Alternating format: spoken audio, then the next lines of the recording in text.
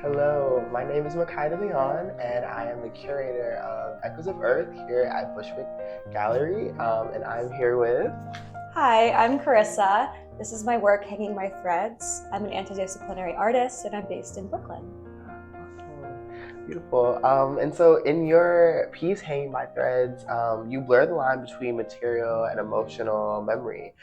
Can you talk a little bit about this tension between those two? Yeah, so I definitely consider in my works, most of like these, but also some of my other works include a lot of found objects and things such as that. Yeah, so for me, material and emotional memory, I think are actually quite similar because I like to think of material, the materials I use as having both a memory and the memories embedded within the pieces as part of the materiality. So a lot of my materials, such as this one, actually have a certain memory where they start out with this very light, very see-through translucent color, and then I go through a process where I call cooking them. Basically, I burn them. Yeah. And in doing so, they get this darker color, and they start out this very rich color. Yeah.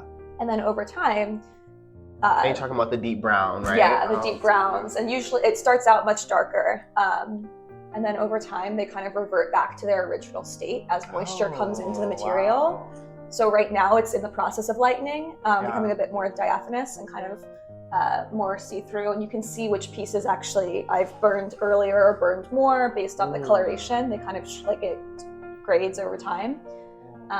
So yeah, it kind of has the memory of its own in that it's coming back to like a cyclical nature of kind of, you know, humans. When they're born, they're taken care of. When they're old, they're taken care of. So it kind of is that idea of coming back to your original state. Oh, it's like full circle kind of thought. Yeah, that's awesome. Yeah, and then a lot of my sculptures also include like found objects and things such as that. And so that has, I like to use those memories as part of the materiality in knowing that this object has lived a life. It has seen all these things, and that is part of the piece now, the memories that it carried with it, and the way other people are going to view that now as well. Yeah, that's absolutely beautiful. Wow, that's like a beautiful thought process between, you know, with this word. Wow, that's beautiful. I'm like taken aback. Thank you. So how do bioplastics and copper connect to your environmental themes, and where did that kind of, you know, thought to use these two materials come from? So I like to really work with things that are reminiscent of a body but aren't from the body. I kind of want my sculptures to feel like living objects or beings or things.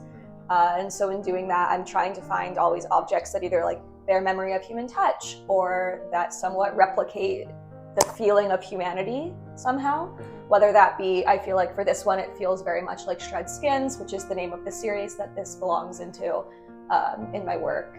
And then things such as copper actually bear memory of touch. So over time, as like every person who touches the copper, their fingerprints will remain on that, and it will oxidize over time based on the amount of like chemicals, I guess, in our hands and things. And so it remembers the things that have touched it. So it continually, like as I show it, as people touch it, kind of bears that history of its lifespan in that way. And it's also obviously an element of the earth.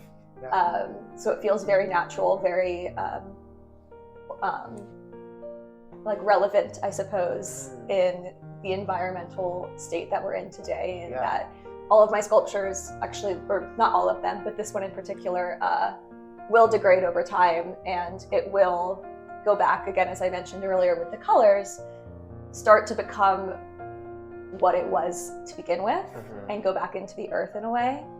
And I find that very poignant because I do a lot of work around the idea of domesticity and women, and I feel like there's such a tie between domesticity and Mother Earth and the idea of environmentalism as being a feminist issue. And so yeah, I kind of really try to tie the two together because I do believe they go hand in hand. Well, thank you so much. Thank you so much for, of course. I mean, you know, this is such an incredibly unique piece, incredibly unique thought process and themes. So, I mean, it's truly an honor to have it in this show. Thank you so much. Honored to be here.